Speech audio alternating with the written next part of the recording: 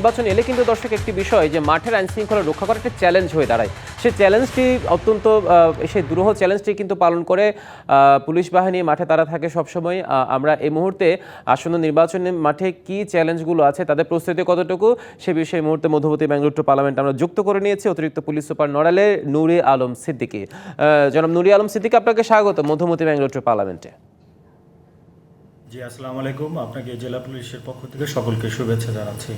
নিশ্চয়ই, আসলে আমরা যেটা দেখেছি 5 তারিখ পরবর্তী সময়ে মাঠের আইন শৃঙ্খলা রক্ষা করাটা একটা অনেক চ্যালেঞ্জ হয়ে দাঁড়িয়েছিল। সেই জায়গায় আপনারা মোরালিটির জায়গা থেকেও অনেকটা আপনারা শক্ত হয়েছেন এবং ফিরে এসেছেন এবং মাঠে আবারও সেই আগের মতোই আপনারা আইন শৃঙ্খলা রক্ষায় তৎপর হয়েছেন। কিন্তু নির্বাচন এলে কিন্তু সেই দায়িত্ব দ্বিগুণ বেড়ে যায়।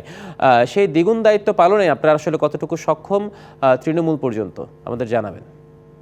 জি, ধন্যবাদ। আপনি যথার্থই বলেছেন যে নির্বাচনের সময়ে আমাদের দায়িত্বর বহুগুণ বেড়ে যায় এবং আমরা সব সময় যে কাজগুলো করে থাকি, অবৈধ অস্ত্র উদ্ধার চেষ্টা করে থাকি, মাদক পেশাদার অপরাধী যারা আছে বা চিহ্নিত অপরাধী যারা আছে তারা যাতে করে নির্বাচনের পরিবেশটাকে বিনষ্ট করতে না পারে এবং আইনশৃঙ্খলা পরিস্থিতির অবনতির কোনো বড় চ্যালেঞ্জ তৈরি করতে না পারে, সেজন্য আমাদের এই কার্যক্রমগুলোকে আরও জোরদার করা হয়েছে। অর্থাৎ আমাদের বিশেষ অভিযান চলছে এবং আপনি জানবেন যে আমাদের জেলা পর্যায়ে একদম থানা, ক্যাম্প, ফাঁড়ি, তদন্ত কেন্দ্র এই সমস্ত জায়গাগুলোতে আমাদের নিয়মিত 24 ঘন্টায় আমাদের চেকপোস্ট আমরা চালু করেছি এবং সোশ্যাল মিডিয়া আপনি জানেন যে একটা গুরুত্বপূর্ণ মাধ্যম এবং এটির মাধ্যমে কেউ যাতে কোনো ধরনের রিউমার ছড়িয়ে নির্বাচনের পরিবেশটাকে বিনষ্ট করতে না পারে, আইনশৃঙ্খলা পরিস্থিতির জন্য কোনো থ্রেট তৈরি করতে না পারে, সেজন্য আমাদের নিয়মিত সাইবার প্যাট্রোলিং চলছে।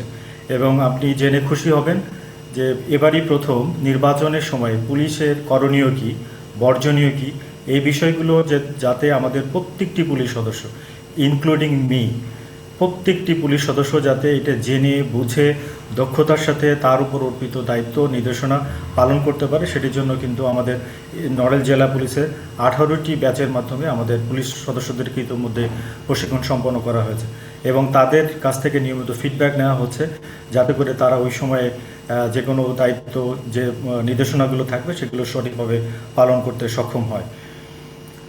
এবং এই ট্রেনিংয়ের মধ্যে দুটি গুরুত্বপূর্ণ বিষয়ের প্রতি আপনার দৃষ্টি আকর্ষণ করবে। একটি হচ্ছে ইউজ অফ ফোর্স। আমরা যাতে পুলিশ সদস্য তার প্রয়োজনের ক্ষেত্রে অপারেশনাল অ্যাক্টিভিটি বা দায়িত্ব পালনের ক্ষেত্রে যদি ফোর্স অ্যাপ্লাই করার প্রয়োজন হয় তাহলে সেটির বিধি কী, ইন্টারন্যাশনাল স্ট্যান্ডার্ড কী এবং সেটা কি করা যাবে কি করা যাবে না, কোন সময় আমি ফোর্স অ্যাপ্লাই করতে পারবো, প্রত্যেকটি বিষয় শুধু ক্লাস ভিত্তিক সেশনের মাধ্যমে না বরং মাঠে তাদেরকে প্রশিক্ষণ দেওয়া হচ্ছে, অস্ত্রের ব্যবহার ব্যাপারে সচেতন করা হচ্ছে, বিধিগুলো সম্পর্কে ব্যাখ্যা বিশ্লেষণ করে তাদেরকে বোঝানো হচ্ছে এবং তাদের প্রশ্নগুলো রেসপন্স করা হচ্ছে যাতে কোনো ধরনের কনফিউশন এখানে ক্রিয়েট না হয়। এবং আরেকটি বিষয় হচ্ছে এবারই প্রথম হয়তো বডি অন ক্যামেরা আমাদের কেন্দ্রে যারা দায়িত্ব পালন করবে তারা এটা ব্যবহার করবে এবং এটির মাধ্যমে আমরা মনে করি যে পুলিশ সদস্যদের মানে দায়িত্বের যে জায়গাটা তার জবাবদিহিতা এটা নিশ্চিত হবে এবং আমি যেমন আমার বডি অন ক্যামেরা থাকার কারণে আমার বিরুদ্ধে কেউ যদি কোনো ধরনের অভিযোগ করে সেটি যেমন দেখবার সুযোগ আছে, ঠিক একইভাবে আমার কোনো অ্যাকশন, আমার কোনো বিহেভিয়ার, আমার কোনো মুভমেন্ট সেটি আচরণবিধির কোনো ব্যত্যয় হচ্ছে কিনা, আইনের বাইরে চলে যাচ্ছে কিনা সেই বিষয়টাও কিন্তু এখানে ধরা পড়বে। সুতরাং সবাই আমরা পুলিশ সদস্য এই ব্যাপারটাতে সচেতন আসি এবং জেলা পুলিশ নড়াইল আমরা বিশ্বাস করি যে নির্বাচনের যে সময় দিনক্ষণ ঘোষিত হয়েছে, তফসিল ঘোষণা হয়ে গেছে, এই সময়টাতে নির্বাচনের সময় মাঠের যে আইনশৃঙ্খলা পরিস্থিতি এটি সম্পূর্ণ জেলা পুলিশের নিয়ন্ত্রণে থাকবে এবং আমরা নির্বাচনটা সুষ্ঠুভাবে পালনের ক্ষেত্রে যে নিরাপত্তার যে দিকটি পুলিশের দেখবার কথা সেটি আমরা যথাযথভাবে দেখতে পারবো বলে আমরা কনফিডেন্ট। নিশ্চয়, অত্যন্ত দারুণভাবে আপনি আপনাদের অবস্থানটা জনগণের সাথে দর্শকদের কাছে স্পষ্ট করেছেন। সেই সাথে আরেকটি বিষয় আপনার কাছে জানতে চাই, আসলে এত বড় নির্বাচনী মাঠ তৃণমূল থেকে শুরু করে একদম জেলা পর্যায় পর্যন্ত সব জায়গায় কিন্তু সেটা কিন্তু একার পক্ষে আসলে খুব টাফ হয়ে যায়, যেটা আমরা জানি। সেই জায়গায় রাজনৈতিক দল যারা আছে তারা আপনাদেরকে মাঠ পর্যায়ে তৃণমূল পর্যায়ে কতটা সহযোগিতা করছে, তাদের থেকে কতটা সহযোগিতাপূর্ণ মনোভাব আপনারা পাচ্ছেন? জি দেখুন, পুলিশের কাজটি হচ্ছে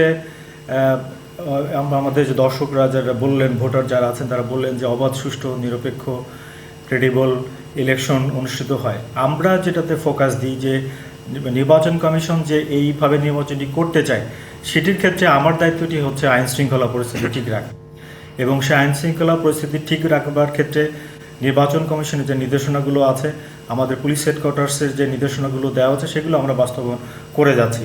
এখন পর্যন্ত নড়াইলে আমরা নির্বাচনে যারা অংশগ্রহণ করছেন, সেটা প্রার্থী বা তার সমর্থক, তাদের কাছ থেকে আমাদের এই নির্দেশনাসমূহ বাস্তবায়নের ক্ষেত্রে কোনো ধরনের কোনো অসহযোগিতা আমরা পাইনি।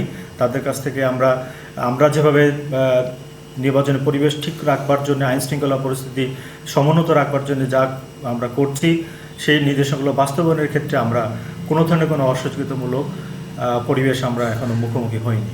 নিশ্চয়ই সবশেষ প্রশ্ন আপনার কাছে সেটা রাখতে চাই। মানুষ ধরুন তৃণমূল একটি ঘটনা ঘটলো বা সরাসরি কিন্তু আপনার কাছে আসার সুযোগ নেই, পুলিশ সুপারের কাছে যাওয়ার সুযোগ নেই, তারা কিন্তু প্রথমে যেতে পারে কিন্তু থানায়। সেই থানাগুলোতে যারা দায়িত্বে থাকে, ভারপ্রাপ্ত কর্মকর্তা থাকে বা সেকেন্ড অফিসার যারা থাকে, তাদের প্রতি আপনাদের আসলে মোরাল পুলিশিংয়ের জায়গায় আপনাদের আসলে নির্দেশনাগুলো কিভাবে কি করছেন সেই যেগুলো নিয়ন্ত্রণ করার জন্য? হ্যাঁ, একটু আগে আপনাকে বলেছি যে আমাদের নির্বাচনের যে প্রশিক্ষণ হয়েছে, শুধু নড়াইল না, সারা বাংলাদেশে নির্বাচনের প্রশিক্ষণগুলো থেকে আমরা কিন্তু তাদেরকে নির্দেশনা দিয়েছি যে কতগুলো ফোন নাম্বার তাদের সংরক্ষণে রাখতে হবে, এবং প্রত্যেকটা থানাতে আপনারা জানবেন যে আমাদের একটা ডেডিকেটেড নাম্বার থাকে সিনিয়র অফিসারদের নাম্বারের পাশাপাশি, এবং আমাদের জেলা পুলিশের একটা কন্ট্রোল রুম নাম্বার থাকে। এই নাম্বারগুলো আমরা বহুল প্রচারের ব্যবস্থা গ্রহণ করেছি এবং ভবিষ্যতে করব, এবং সিনিয়র অফিসারদের নাম্বারগুলো এখন কিন্তু অ্যাভেলেবল, এবং আমাদের 999-এর যে সুবিধাটি নেওয়ার সুযোগ আছে, সেটির মাধ্যমেও কিন্তু আমাদের একদম তৃণমূলের একদম প্রত্যন্ত অঞ্চলের আমার একজন ভোটার বা একজন সাধারণ যিনি ভোটার না, তিনিও আমাদেরকে তথ্য দিতে পারেন, এবং এই তথ্যর সাথে সাথে যাতে আমরা কুইকলি রেসপন্স করতে পারি, সেজন্য আমাদের থানা ভিত্তিক এবং জেলায় আমাদের কুইক রেসপন্স টিম গঠন করা হবে, এবং কোনো জায়গায় এখনও পর্যন্ত অলরেডি গঠন করা হয়েছে। তাদের কাজ হবে হচ্ছে এতে জাতীয় কোনো কল হলে, এবং আমরা এটা বলেছি যে তথ্যটি আসছে সেই তথ্যটির যাচাই বাছাই আমরা পরে করব। আমরা অন দ্য স্পটে আগে রেসপন্স করব, তারপরে ঘটনার সত্য বা অসত্যতার সেটা যাচাই করে আপনার সাথে সাথে ব্যবস্থা গ্রহণ আপনাদের সুযোগ আছে। নুরুল আলম সিদ্দিকী, অসংখ্য ধন্যবাদ মধুমতি ব্যাংক লোট্টো পার্লামেন্টে যুক্ত হয়ে আপনাদের অবস্থানটা আমাদের মাধ্যমে দর্শক যারা ভোটার আছে তাদেরকে জানানোর জন্য। আপনাকেও ধন্যবাদ।